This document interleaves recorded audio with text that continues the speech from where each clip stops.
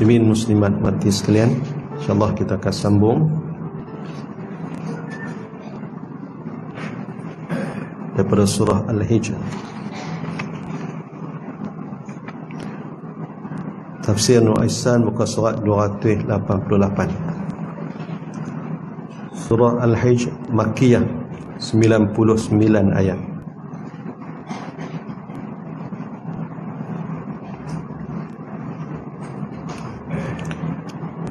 Allah Subhanahu wa ta'ala berfirman, A'udzubillahi minasyaitonir rajim. Bismillahirrahmanirrahim. Alif lam ra. Tilka ayatul kitabi wa Qur'anin mubin. Alif lam ra. Allahu a'lam. Tilka ayatul kitab wa Qur'anin mubin. Bermula ini segala ayat itu, segala ayat kitab Allah Ta'ala dan ayat Quran yang nyata. Surah Al-Hijr, surah yang diturunkan di kota Mekah dan mempunyai 99 ayat. Allah Ta'ala mulakan dengan ayat pertama dengan huruf Alif Lam Ra. 3 huruf. Walaupun 3 huruf, tetapi bacaannya akan memberikan kepada pembacanya sebanyak 30 pahala. 1 huruf Allah berikan pahala sebanyak 10 kali, 10 pahala. 3 huruf 30 pahala. Alif Lam Ra ini seperti mana huruf-huruf hijaiyah yang lain. Ada ayat yang Allah mulakan dengan seperti mana Alif Lam Mim. Ada yang Allah Ta'ala mulakan dengan 1 huruf saja, seperti Nun. Allah Ta'ala nak tarik perhatian terutama kepada orang-orang Mekah, orang-orang Arab yang sememangnya hebat di sudut bahasa. Semua mukjizat yang Allah Ta'ala kurniakan kepada para anbiya sebelum daripada Nabi Muhammad sallallahu alaihi wasallam diutuskan. Nabi-nabi yang terdahulu Allah kurniakan mukjizat sebagai menandingi kelebihan yang ada pada zaman mereka hidup. Lalu Nabi Musa alaihi salam berdepan dengan satu era, satu masa di mana orang-orang mempunyai ilmu sihir berleluasa. Hebat kedudukan ahli sihir sehingga akan menjadi membantu kepada pemerintah. Bagaimana Allah mengurniakan kepada Nabi Musa alaihi salam kurniaan yang berupa mukjizat, antaranya dengan tongkat baginda yang boleh untuk menandingi, mengatasi, bahkan mengalahkan apa yang dilakukan oleh tukang-tukang sihir, seperti mana yang kita maklumi berdasarkan kisah di dalam Al-Quran. Mukjizat adalah suatu kurniaan yang tak mungkin manusia dapat untuk menandinginya, kerana dia ada khusus untuk para nabi, para rasul alaihi wassalatu wassalam. Tak ada, termasuklah di kalangan para wali Allah Ta'ala yang dikurniakan mukjizat. Kalau umat Nabi Muhammad, orang terpilih di kalangan hamba-hamba yang soleh, dikurniakan dengan karamah, iaitu kemuliaan. Dan kita pernah menyebut seperti yang disebutkan oleh Imam Asy-Syafi'i, seluruh mukjizat yang Allah Ta'ala kurniakan kepada para anbiya yang terdahulu, semuanya juga Allah kurniakan kepada Nabi Muhammad sallallahu alaihi wasallam, nak memperlihatkan kedudukan tinggi baginda, memperlihatkan kemuliaan baginda. Semua mukjizat yang ada pada nabi-nabi terdahulu ada pada diri Nabi Muhammad sallallahu alaihi wasallam. Dan apa yang Allah kurniakan kepada Nabi Muhammad yang berupa mukjizat itu, Allah agih-agihkan, kata Imam Syafi'i, kepada umat Nabi Muhammad yang terpilih, hamba-hamba yang soleh, hamba Allah yang dekat dengannya, dikurniakan kelebihan dengan dikenali sebagai dengan karamah, kemuliaan yang hanya diberikan kepada hamba-hamba yang terpilih. Jadi kalau Nabi Musa, Nabi Isa alaihissalam, zaman tu zaman tabib, zaman perubatan hebat, boleh rawat yang nu, rawat yang ni, maka Allah kurniakan kepada Nabi Isa alaihissalam boleh untuk menyembuhkan penyakit safar, boleh untuk mencelekkan mata orang yang buta, bahkan hebat lagi boleh menghidupkan dengan izin Allah, menghidupkan orang yang dah mati, yang tabib tak boleh untuk buat sedemikian. Ini mukjizat, dan semua mukjizat tu ada kat Nabi Muhammad sallallahu alaihi wasallam. Nabi Muhammad boleh menghidupkan orang yang mati. Nabi Muhammad bukan takat belah. Kalaulah seorang anak murid yang mengaji kepada Imam Asy-Syafi'i rahimallahu ta'ala bertanya kepada Imam Asy-Syafi'i, kalau Nabi Musa alaihi salam Allah berikan mukjizat boleh belah dengan tongkat baginda, belah laut seperti peristiwa ketika melarikan diri daripada Firaun, Nabi Muhammad macam mana? Nabi Imam Syafi'i kata Nabi Muhammad dapat lebih daripada itu. Kalau Nabi Musa boleh belah sesuatu yang ada di muka bumi, Nabi Muhammad Nuh belah hak ada di langit Nuh. Belah apa? Belah bulan. Tuan-tuan. Jadi kelebihan yang ada pada Nabi Muhammad lebih daripada itu. Kalau Nabi Musa, kalau Nabi Ibrahim, Nabi Isa menghidupkan yang mati, Nabi Muhammad juga boleh menghidupkan yang mati. Bahkan batu-batu, pokok-pokok pun boleh bercakap dengan baginda sallallahu alaihi wasallam. Muslimin, muslimat, orang Arab ketika Nabi diutuskan, mereka hebat di sudut bahasa. Bacaan Quran yang dibaca oleh Nabi menarik perhatian mereka. Alif Lam Ra ini antaranya kata ulama adalah untuk menarik perhatian kepada orang Arab untuk dengar apa yang akan dibaca seterusnya oleh Nabi sallallahu alaihi wasallam. Antara tokoh hebat di zaman jahiliah ataupun zaman Nabi bawa Al-Quran ni antaranya adalah Al-Walid ibn Mughirah. Al-Walid ni ayah kepada Sayyidina Khalid bin Walid. Tokoh hebat, orang kaya, orang yang dihormati, dan dia pakar di sudut bahasa dan sejarah orang-orang dahulu. Bagaimana bila dia dengar bacaan Nabi, bacaan Quran, dia melengung, tuan-tuan. Dia akui, dia habaq kepada kawan-kawan yang pemimpin Quraisy bahawa apa yang dibawa dan dibaca oleh Muhammad itu bukan kalam dia, bukan kalam manusia. Dia kenal, dia tahu. Bahkan dia asyik. Seperti mana kita duk baca, kita duk kongsi cerita pemimpin Mekah macam Abu Jahal dan juga Al-Walid ni sendiri. Tuan-tuan, pesan kepada orang Mekah, jangan siapa-siapa duk pergi dengar bacaan Quran yang Muhammad dan juga kawan-kawan dia baca. Macam Sayyidina Abu Bakar. Sayyidina Abu Bakar ni baca Quran mudah teriak. Sayyidina Abu Bakar semayang di beranda, kita kata di beranda rumah dia lah. Sehingga kan orang perempuan, budak-budak ni pakat main dengar apa yang dibacakan oleh Sayyidina Abu Bakar. Mereka pun terkesan dengan bacaan Sayyidina Abu Bakar. Sehinggalah orang-orang laki ayah pada hak itu pergi dengar Sayyidina Abu Bakar baca Quran dalam sembahyang dia itu, mengadu kepada pemimpin Mekah, jangan duk biar sagi anak bini kami pun terikut dengan mereka. Lalu tak dibenarkan Sayyidina Abu Bakar untuk baca di luar daripada rumah dia. Pasal apa? Pasal Al-Quran ni dari penarik dia. Orang yang mendengar bacaan Quran, tuan-tuan, tak akan jemu. Dia akan rasa ketenangan, dia akan rasa kelainan dalam hidup dia, tambah-tambah yang hebat. Tapi pemimpin Mekah macam Abu Jahal, macam Khalid tak benarkan orang Mekah dengar apa yang Nabi baca dan kawan-kawan sahabat-sahabat Nabi baca daripada Al-Quran. Tapi mereka lah duk pi sengak-sengak, pi duduk dalam kelambu Kaabah waktu Nabi duk baca Quran, munajat di depan Kaabah, tuan-tuan. Mereka tak bagi orang pi dengar, tapi mereka dengar. Pasal apa? Pasal bacaan Nabi itu menarik perhatian dan mengasyikkan mereka.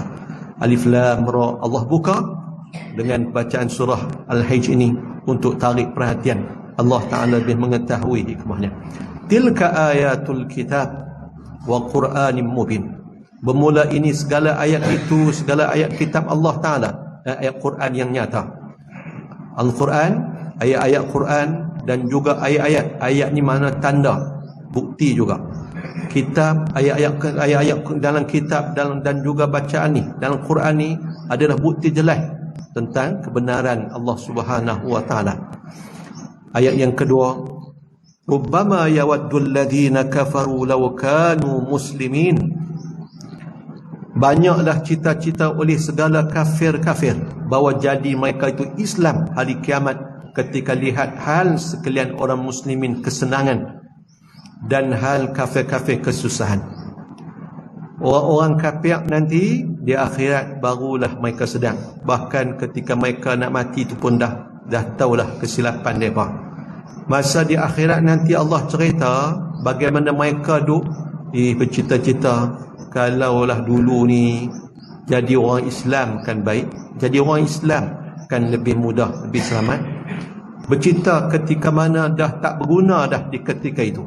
Kan kita baca dalam surah Sajdah pagi ni, pagi hari Jumaat ni, Allah Ta'ala sebut qul yaumul fathul ladzi yanfa'ul ladzina la yanfa'ul ladzina kafaru imanuhum wala hum yanzurun. Orang-orang yang kafir itu pada hari dibukakan bicara, tak bermanfaat lagi tuan-tuan iman orang kafir pada masa itu. Nak buat apa dah? Di akhirat barulah penyelesai. Hak Muhammad sebut, hak orang sampaikan tu betul. Tapi itulah hakikat dunia ni. Allah Ta'ala tuan-tuan jadikan medan pertembungan antara iman dan kafir. Allah Ta'ala bagi akal, bagi fikiran untuk fikir, tapi tak semua boleh fikir. Pasal apa? Pasal nafsu, pasal syaitan duk kontrol, duk dengar bisikan nafsu dan syaitan lebih daripada apa yang disampaikan. Orang kafir menyesal. Jadi kalau ni cerita orang kafir, kita orang beriman pun kena bersiap sedia. Jangan berlaku penyesalan bila kita dah mati baru nak menyesal. Na'udzubillah min zalik. Menyesal lepas nyawa dicabut tak ada guna dah. Tak ada guna dah. Tuan-tuan, kita mungkinlah kita sebut cerita bab mati ni kan, fikir mati siapa pun tak mau mati, nak panjang umur. Tapi ada di kalangan orang Islam yang nak mati, duk minta ke Allah nak mati. Macam sahabat-sahabat kita di Gaza, duk minta nak mati. Pejuang-pejuang di Gaza terutamanya mereka duk minta nak mati. Mak ayah mereka pun minta mereka mati, bahkan anak-anak pun mati dalam perjuangan.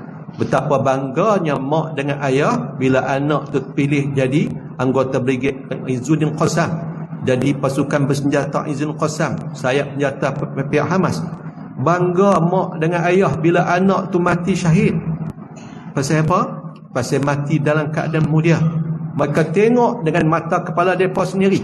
Orang yang mati jadi mangsa kepada Israel, bila dikebumikan sekian lama, bertahun-tahun, bila buka kubur, tengok jasad duk elok lagi, tengok dalam keadaan duk senyum lagi, dalam keadaan hidung boleh berwangi. Tuan-tuan, siapa tak mau mati macam tu? Walaupun mungkin kita guna fikir kita tengok dengan mata gambar mereka, kesian, sakit, tentu nak mati tu. Pasal apa? Kena bom, kena peluru. Kan, orang Malaysia kita tak mati macam tu.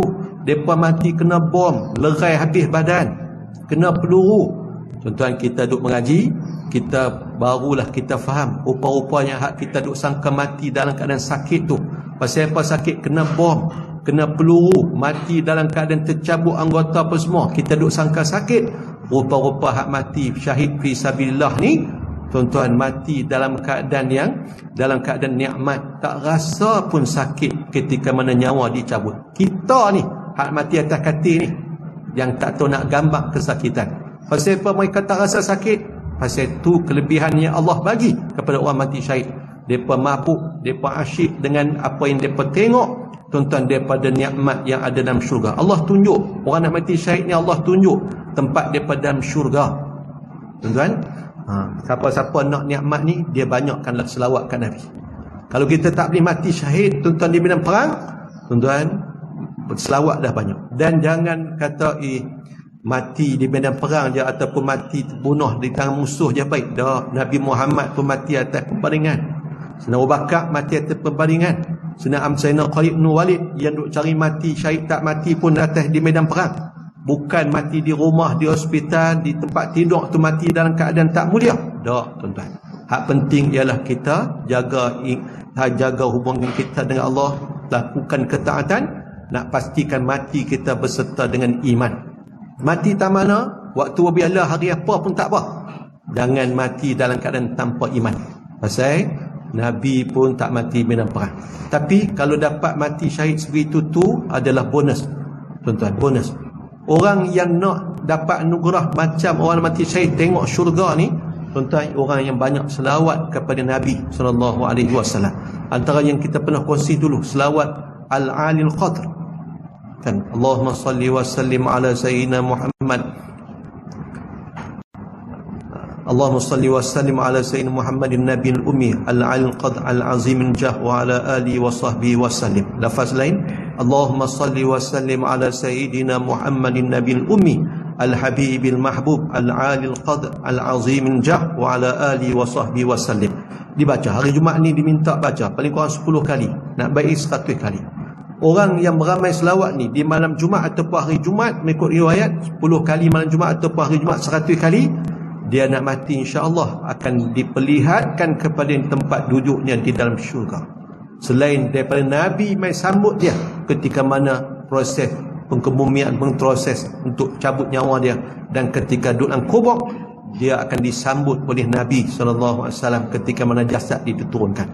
Tuan-tuan, mereka tengok, tengok naik syurga nikmat sampai tak terasa sakit nyawa dicabut, ataupun telinga asyik dengan bunyian yang mengasyikkan, hidung bau wangian, bukan minyak wangi, walaupun kereta harga ribu-ribu sekalipun tak sama dengan bau wangi syurga.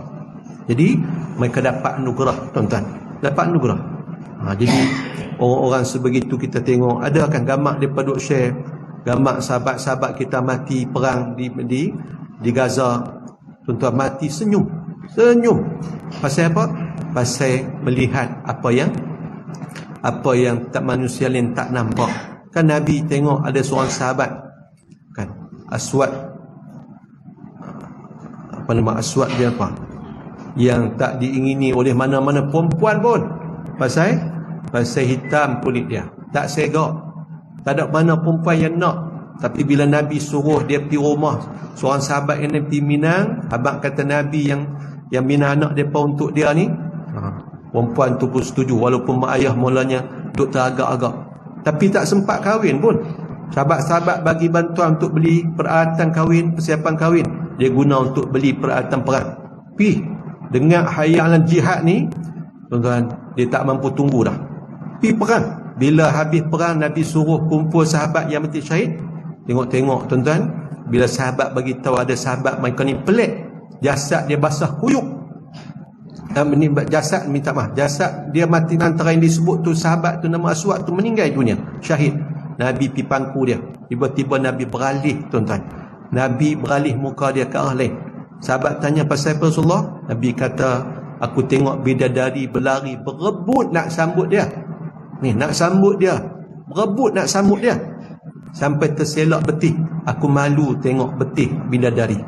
Kalau kita rezeki lah tu bukan nak tengok, tapi lihat bidadari. Allah, ada orang alim, orang soleh yang mimpi tengok bidadari duduk atas batu cantik, tuan-tuan, dalam syurga. Bila dia nak pergi pegang, bidadari kata tak boleh, kena bayar mahar dulu. Mahar dia apa dia?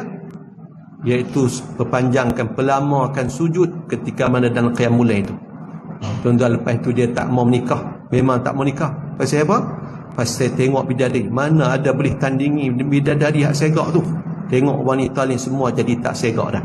Tapi kalau hak menikah, isteri dia bersama dalam syurga, isteri dia ketua bidadari, lebih segak daripada bidadari yang ada dalam syurga.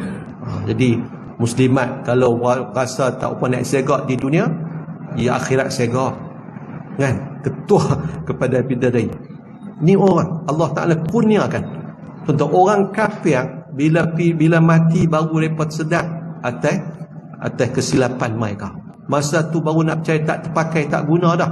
Macamlah kita kalau orang Islam, na'udzubillah, waktu hidup di dunia ni kita duk salah sangka Allah tu maha pemberi rahmat, Allah tu rahmat dia banyak, luas rahmat Allah. Takkanlah Allah Ta'ala tak bagi rahmat. Allah kan maha pengampun, takkanlah Allah tak ampun dosa aku. Lepas tu dia duk buat maksiat, buat halal balai dengan kebaikan.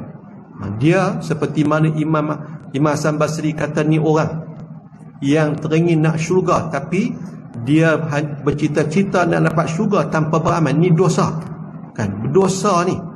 Cita-cita harap nak dapat syurga tapi tak beramal, tak patut, tuan-tuan. Syurga bukan hak ayah kita, bukan hak kita. Kalau hak ayah kita senang lah, ayah kita bagi. Tapi hak Allah Ta'ala, tiba-tiba nak dapat cuma, buat senang-senang fikir, tak boleh. Jadi orang kafir berharap kalaulah mereka dulu hidup dalam keadaan Muslim, bagi orang Islam. Ini kata-kata. Bahkan kalau kita baca dalam surah Yunus, cerita bagaimana Allah rakam kata-kata Fir'aun yang terakhir sebelum dia mati tenggelam. Apa dia kata-kata dia? Allah bagi peringatan. Fir'aun yang dulu ni duk sebut ana rabbukumul a'la, akulah Tuhan kamu yang tertinggi. Hebat yang kata Fir'aun ni. Tapi bila dia tenggelam timbul di Laut Merah nak mati, Allah rakam. Qala amantu annahu la ilaha illa alladhi amanat bihi banu Israel wa ana minal muslimin. Fir'aun kata, aku beriman dengan Tuhan yang diimani oleh orang-orang Bani Israel, dan aku di kalangan orang Islam, orang yang tunduk. Itu kalam terakhir Fir'aun. Adakah Allah terima kata-kata dia walaupun masa tu dia memperakui keesaan Allah Ta'ala, beriman dengan Tuhan yang diimani oleh orang Bani Israel. Orang Bani Israel ini lekeh lah, bangsa yang dikadamkan, dijadikan hamba, dijadikan pekerja oleh puak Qibti, pemerintah Mesir dulu. Tuan-tuan, tiba-tiba bila nak mati, dia kata dia beriman dengan Tuhan yang diimani oleh Bani Israel. Allah terima? Dah. Masa duk rengkung dah nyawa ketika tu, tak ada manfaat dah ketika itu. Tak ada apa-apa faedah dah. Muslimin, waktu duk hidup segak bugak ni lah kita nak jaga. Di akhirat seperti mana kita duk baca dalam Al-Quran, Allah cerita banyak penyesalan. Antaranya apa? Ya laitani kuntu turaba. Ada yang sebut, kalaulah aku ni jadi tanah waktu hidup dunia dulu pun okey dah. Kalau aku jadi tanah pun lebih baik. Pasal apa? Jadi tanah orang pijak, orang cangkui buat apa pun tak dihisap, tapi jadi manusia dihisap. Ada yang sebut ya laitani qaddamtu li hayati. Alangkah baiknya kalau dulu aku buat amalan, buat kebaikan untuk kehidupanku ni. Macam-macam ucapan-ucapan yang Allah rakam bagaimana penyesalan orang-orang yang akan dilempar masuk ke neraka, sampaikan mereka bercita-cita nak jadi orang Islam kalau diberi. Tapi macam kita baca dalam surah Al-An'am ayat 27 sampai 29. Tuan-tuan, ni puak-puak ni orang-orang yang engkar waktu hidup di dunia, orang yang tak beriman, orang banyak maksiat ni, bila mereka tengok neraka, mereka kata apa di akhirat? Walau tara idh wuqifu 'alan nar faqalu ya laitana nurad wa la nukazziba bi ayati rabbina wa nakuna minal mu'minin. Bila kamu buat, dan jikalau kamu tengok ketika mereka berdiri tengok ke neraka, duduk di sisi neraka tu, lalu orang-orang yang duduk kat neraka tu kata ya laitana nurad wa la nukazziba bi ayatina. Alangkah baiknya kalaulah kami dipatah balik, dihantar balik, dapat hidup balik semula, kami tak akan mendustakan ayat-ayat Tuhan kami. Wa nakuna minal mu'minin, dan kami akan jadi orang yang beriman sungguh. Tuan-tuan, Allah kata apa? Walau ruddu la'adu limanuhu wa innahum lakazibun. Kalaulah mereka tu sungguh dibalikkan semula ke dunia, la'adu limanuhu, mereka akan kembali buat benda yang dilarang daripada mereka dulu. La'adu limanu'an, mereka akan buat balik benda yang terlarang dulu ni. Wa innahum lakazibun, dan sungguhnya mereka tu pendusta, pembohongnya. Mohong kalau balik dapat hidup kali kedua, duk buat perangai macam dulu dah. Mereka akan kata apa? Wa qalu in hiya illa hayatuna dunya wa ma nahnu bimab'usin. Mereka akan cakap macam hidup kali pertama dulu. Mereka kata ni hidup kita dekat dunia ni je. Tak ada hari kebangkitan semula, tak ada tuan-tuan. Allah sebut kalau bagi kali kedua peluang pun macam itulah juga. Jadi Allah tak akan bagi peluang untuk beriman, untuk hidup kali kedua dan beriman. Muslimin, muslimat mati sekalian, yang nak balik hidup ke dunia ni orang kafir. Yang keduanya orang yang mati syahid, teringin nak mati hidup kali kedua. Pasal apa? Pasal hidup bagi orang mati syahid ni, dia pernah dapat berganda-ganda lagi ganjaran nikmat daripada mati syahid. Kali dapat mati kali pertama tu pun dapat nikmat tak tahu nak habaq dah, tak hingga dah. Macam ayah Sayyidina Jabir bin Abdullah yang Allah sembang direct tanpa ada tabir, bagaimana dia minta ke Allah Ta'ala untuk dikembalikan hidup semula di dunia. Untuk apa?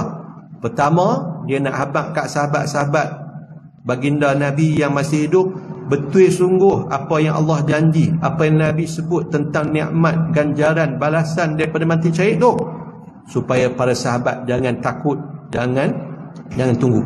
Kedua, dia kalau hidup kali kedua, dia niat, dia berazam untuk mati syahid buat kali kedua supaya dapat nikmat berganda-ganda. Hak pertama pun tak larat dah, jenuh dah tuan-tuan. Tapi mati hanya sekali saja. Orang kafir pun nak hidup juga, tapi hidup konon-konon nak Islam, tapi Allah habaq dah mohongnya akan berulang peristiwa keadaan mereka waktu hidup yang pertama. Muslimin muslimat, jadi supaya kita tidak tersilap langkah, jangan menganggap tempoh hayat kita di dunia yang ringkas, yang pendek ini kita patut persia-siakan, sedangkan dia amatlah berharga, dan harga itu hanyalah akan diketahui ketika duduk dalam kubur, barulah masa itu akan diketahui. Muslimin muslimat mati sekalian, ayat yang ketiga Allah Ta'ala berfirman,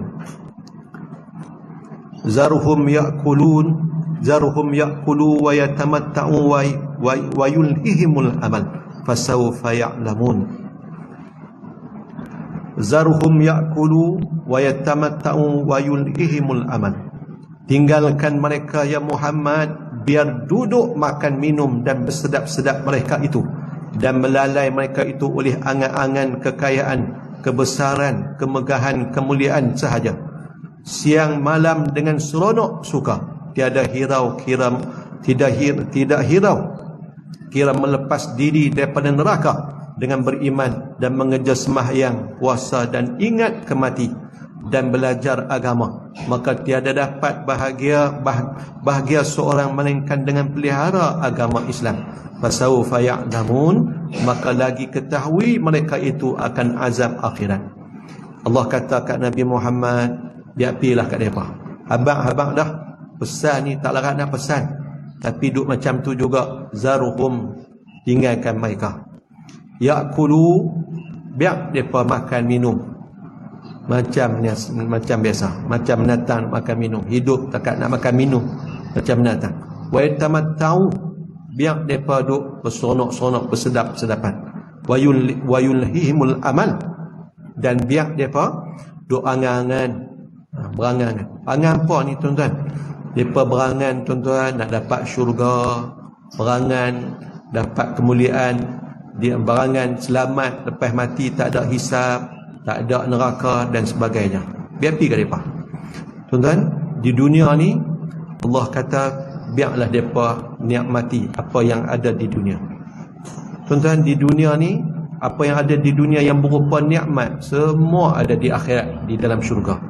Tapi yang ada tu yang serupa hanya nama aja, tapi bentuk rasa nikmat tu tak sama. Kalau di dunia dia ada musangking, derayam musangking, di akhirat pun ada musangking, tapi serupa di sudut nama aja. Nak musangking di dunia ni tak ada nak makan, pasal mereka kata mahal. Lepas tu mereka kata kalau makan derian ni, musangking kena duduk lah, tak boleh makan awal. Sagi makan derian lain semua jadi tak sedap. Jadi makan derian lain tak ada, makan musangking kawan pediah, tak ada nak rasa juga.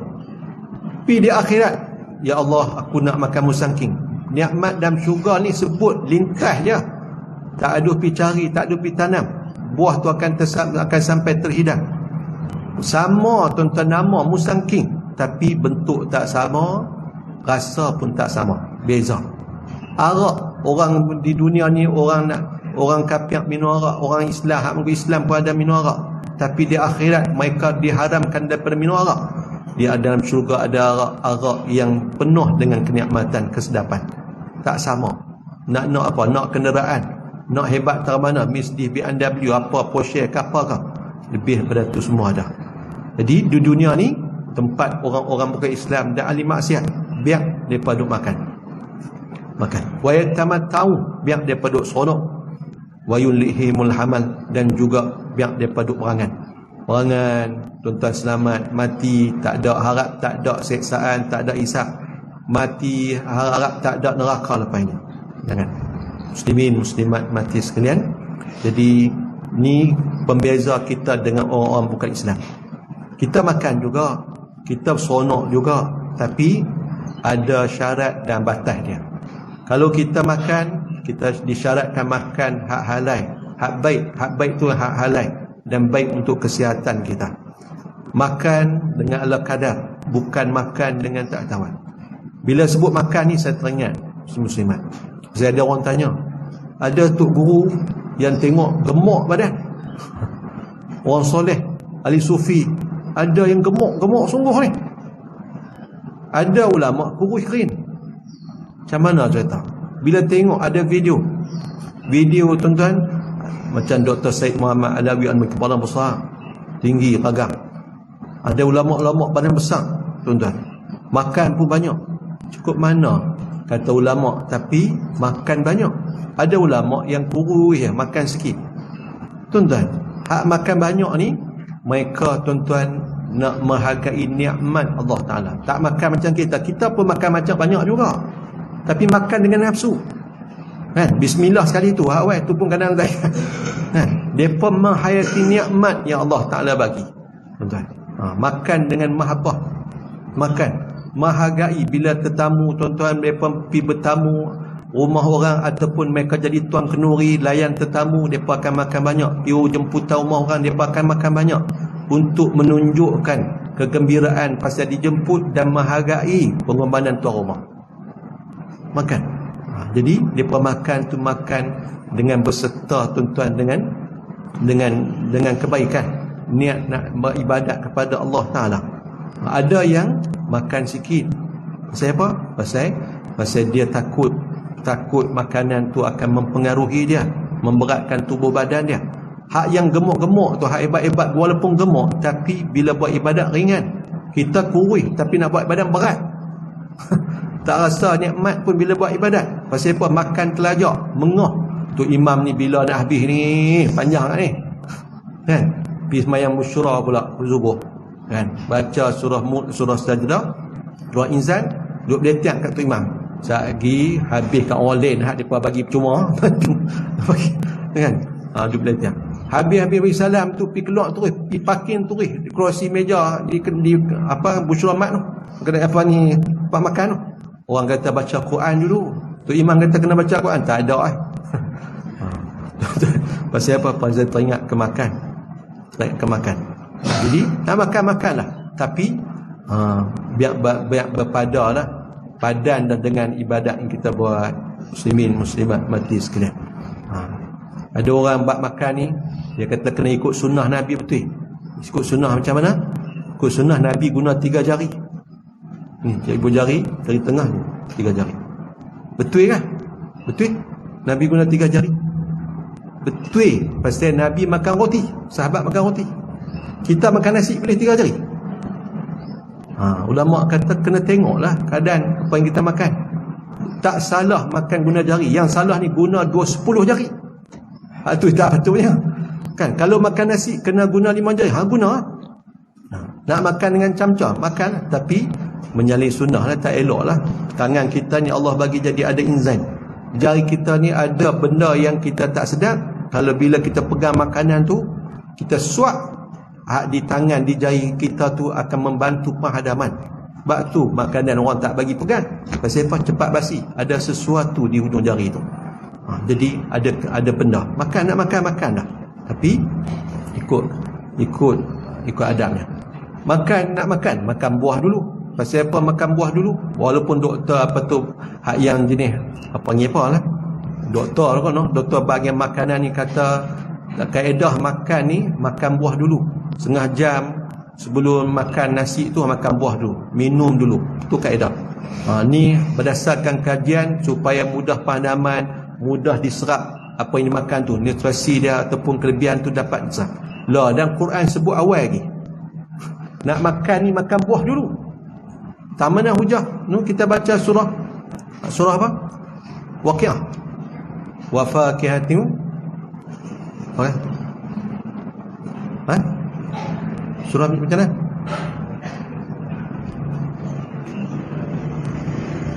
Macam mana? Macam surah Waqiah. Mana? Mana Tafiq? Ni baca petang, baca Waqiah tak petang.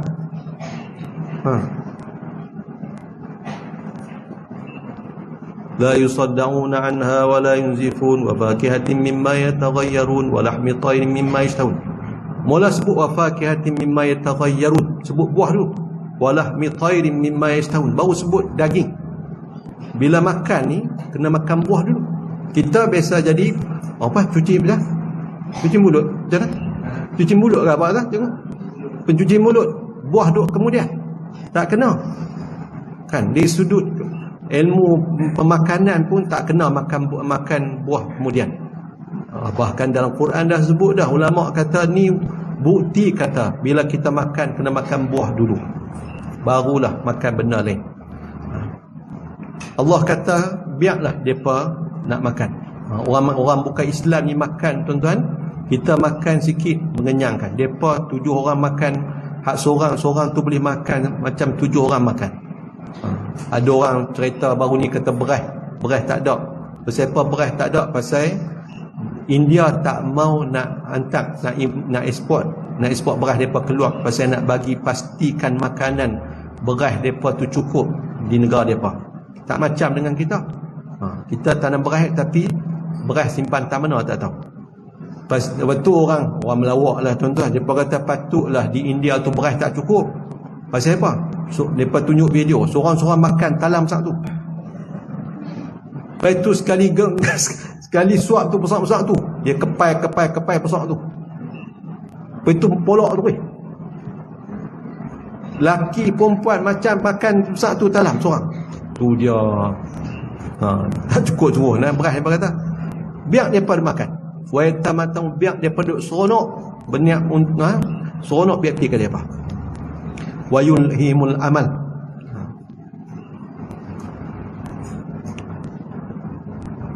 Dan melalai mereka itu oleh angan-angan, biar pergi ke dia apa, duduk dalam khayalan, duduk angan-angan, senang di dunia, senang di akhirat, tak ada duk rasa tak akan apa-apa berlaku terhadap mereka.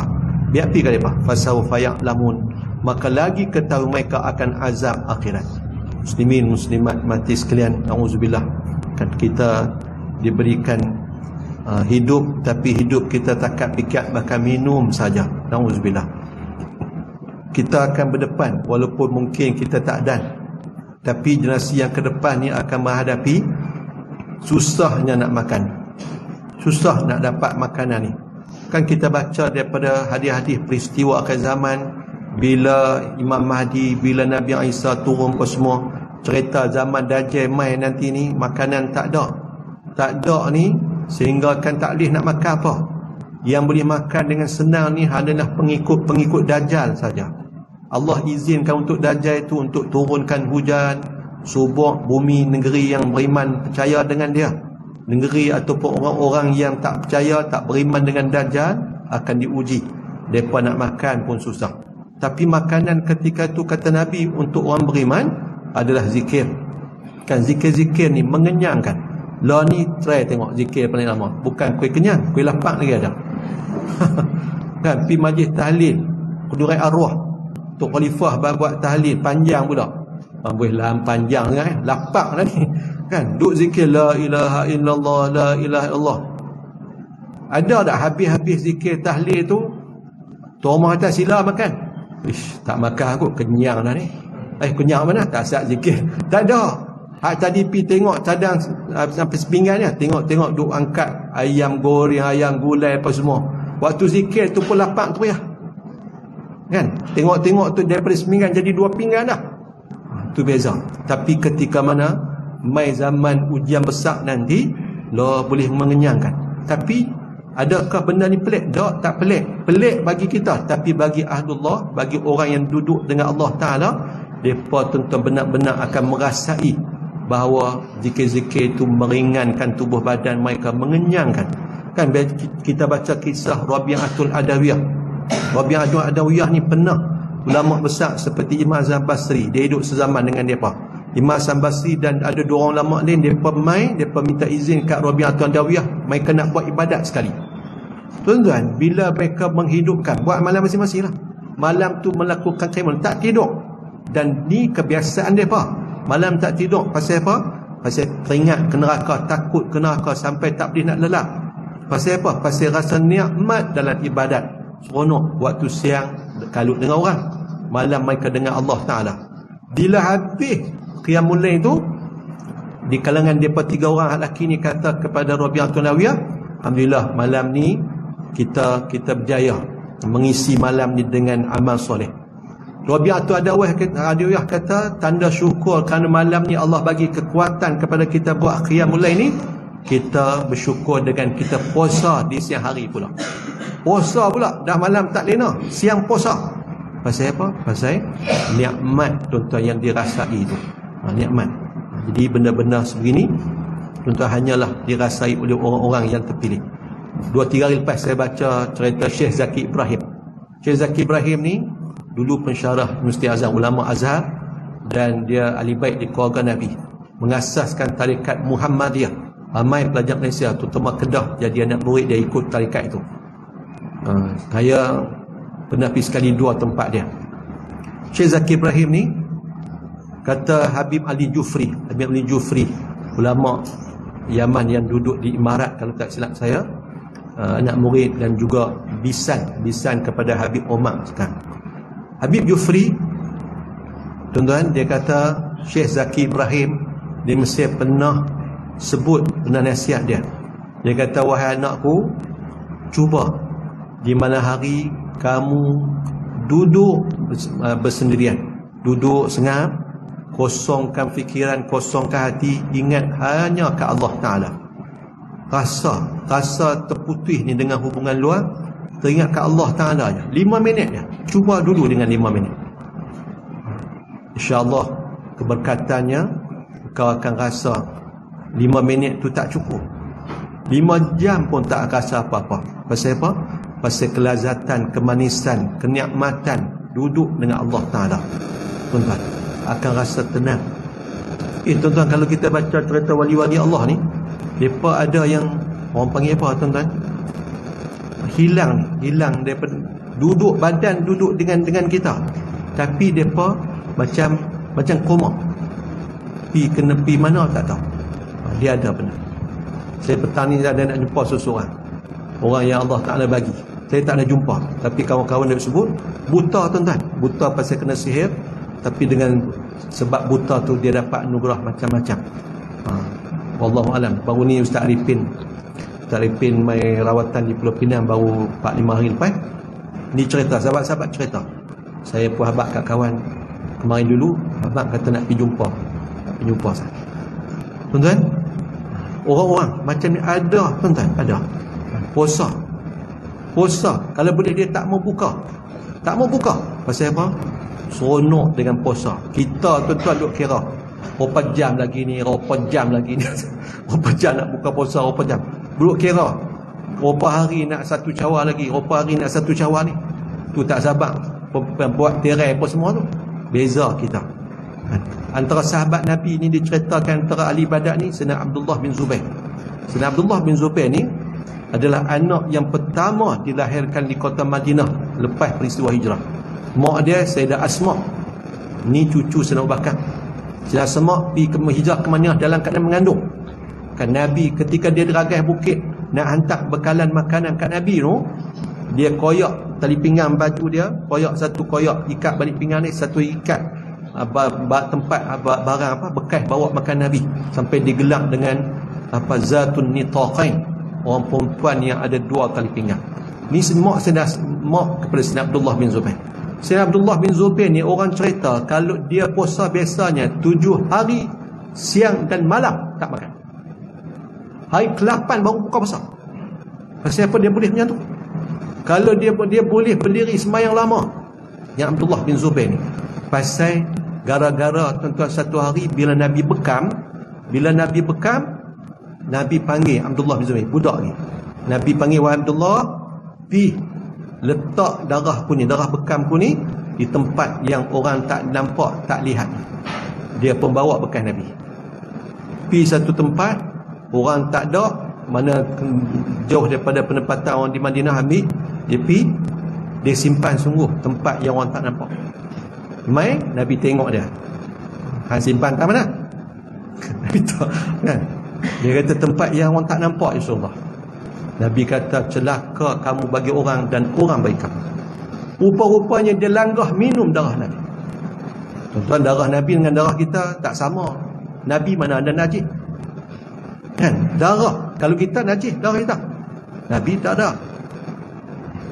Kalau keluar daripada Nabi, Nabi qada hajat, bumi pun tak layak terima keluar daripada Nabi. Keluar hilang, kata Sayyidina Aisyah. Mulia, yang kata mulianya Nabi.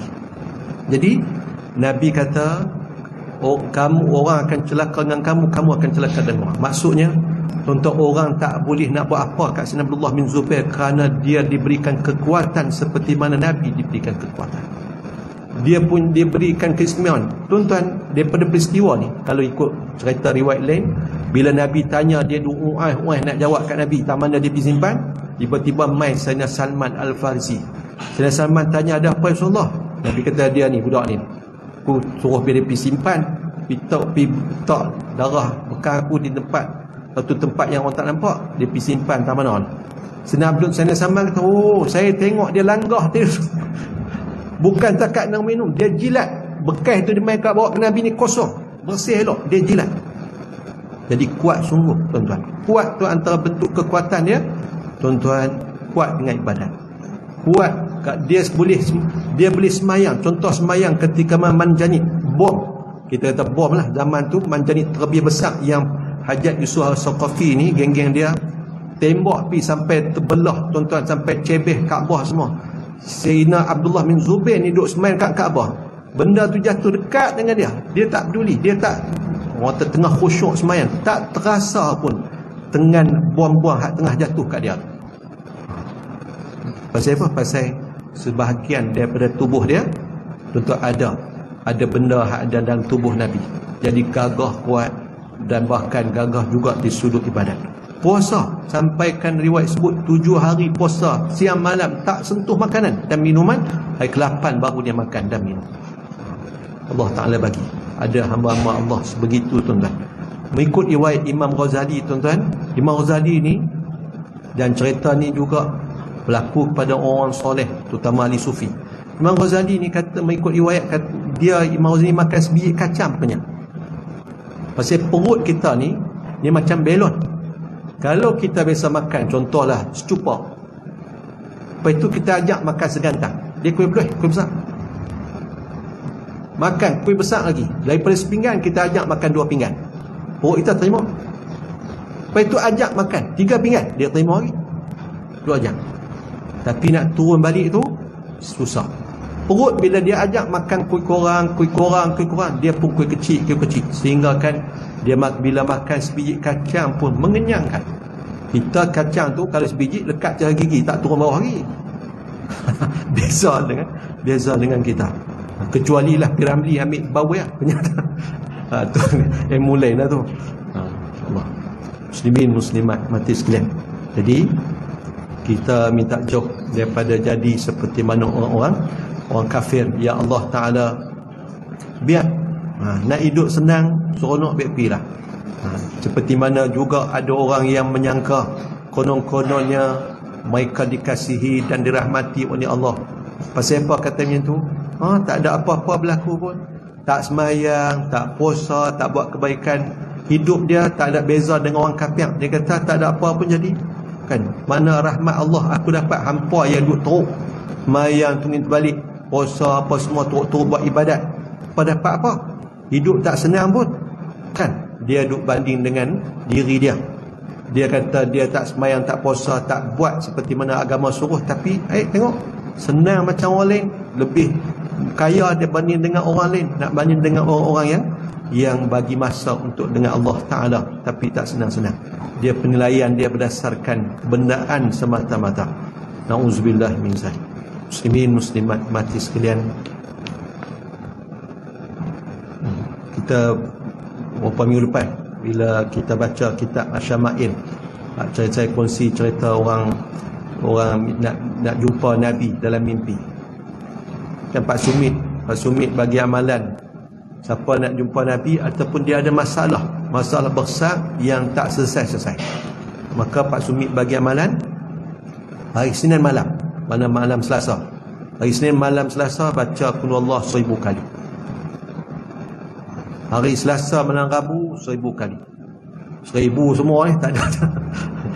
Dah nak selesai masalah besar, tu minta nak jumpa Nabi mestilah banyak. Hari Rabu malam Khamis 1000 kali juga. Hari Isnin malam Selasa 1000. Hari Selasa malam Rabu 1000. Hari Rabu malam Khamis 1000. Allah 1000 kali sebut. 1000 ni kalau baca tuan-tuan 100 kali qul Allah. Kalau saya lah 100 baru dalam 5-6 minit. Bukan lama mana pun. Kan kita semua 4 ayat mengapai. Tak lama mana pun. Cuma malam Khamis. Malam Khamis tu kena baca qul Allah juga 1000 kali. Kena cuma ada 2 amalan tambahan. Pertama kena istighfar 1000 kali, lepas qul Allah 1000 kali, istighfar 1000 kali. Yang ketiga kena baca 1000 kali selawat adrikni ataupun selawat adrikiyah. Assalatu wassalamu alayka ya sayyidi ya Rasulullah uzbiyadi qallat hilati adrikni. Adrikni 1000 kali. Tu boleh cari dalam internet.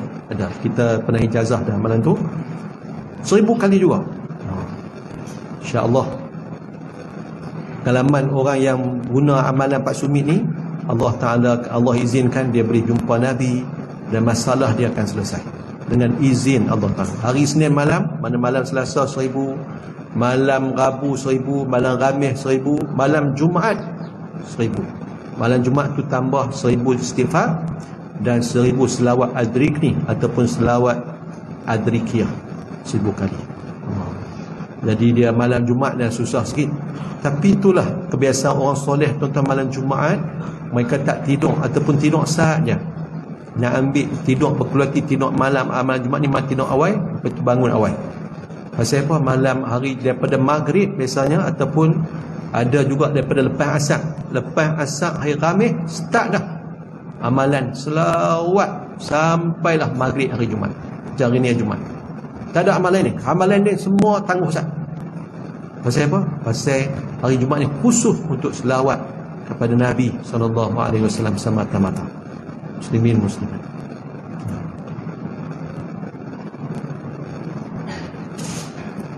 Ada minta maaf, ada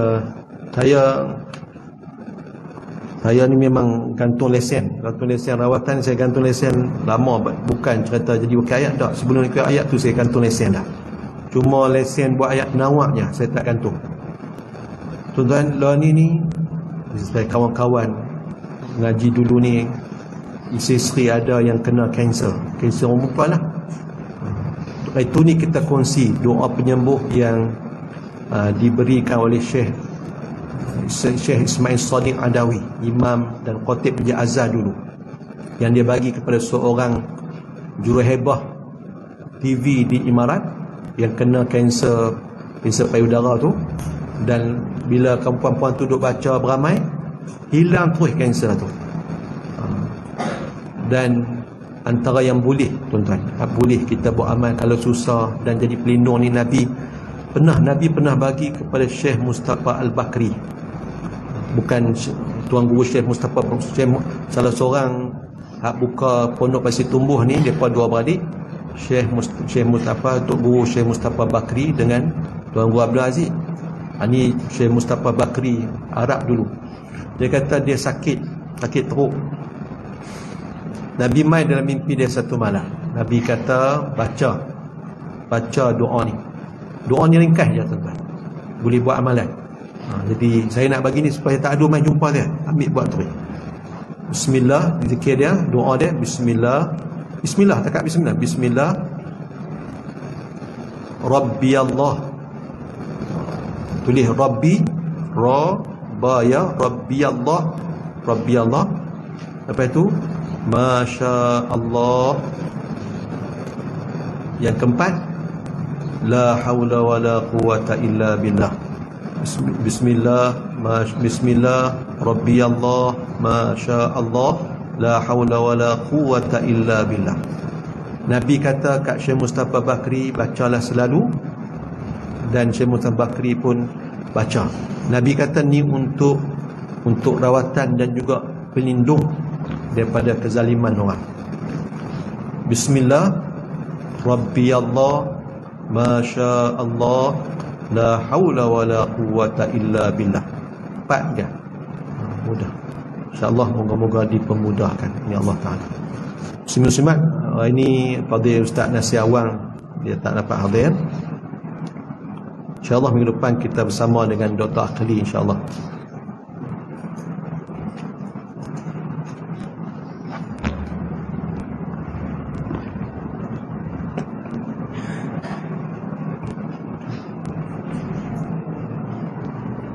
Sekali itu kuliah kita pada pagi ini. Semoga Allah Ta'ala rahmati kita dengan menggunakan ilmu yang manfaat dan memudahkan untuk kita beramal soleh dan membuang benda-benda yang mengganggu ibadat kita, dan Allah Ta'ala terima segala kebaikan dan ketaatan yang kita lakukan, insyaAllah. Dan sama-sama kita akhiri dengan sedikit doa, setelah itu dengan tasbih kafarah dan salatul hasan. Bismillahirrahmanirrahim. Alhamdulillah, wassalatu wassalamu ala rasulillah wa ala alihi wa sahbihi wa man wala. Rabbana zidna ilma wasi' fi rizqina wa barik lana fima razaqtana. Allahumma ighfir ummata Muhammad, Allahumma arham ummata Muhammad, Allahumma ajbur mastur ummata Muhammad, Allahumma ajbur ummata Muhammad, Allahumma aslih ummata Muhammadin sallallahu alaihi wasallam. Ya munzilal kitab, Allahumma ya munzilal kitab wa ya mujriyas sahab wa ya hazimal ahzab, ihzimhum wansurna alaihim, ihzimhum wansurna alaihim, ihzimhum wansurna alaihim. Rabbana atina fid dunya hasanah wa fil akhirati hasanah wa qina azaban nar. Wa sallallahu ala sayyidina Muhammadin wa ala alihi wa sahbihi ajma'in. Alhamdulillahi rabbil alamin. Subhanakallahumma wa asyhadu an la ilaha illa anta. Wallahu alam. Assalamualaikum warahmatullahi wabarakatuh.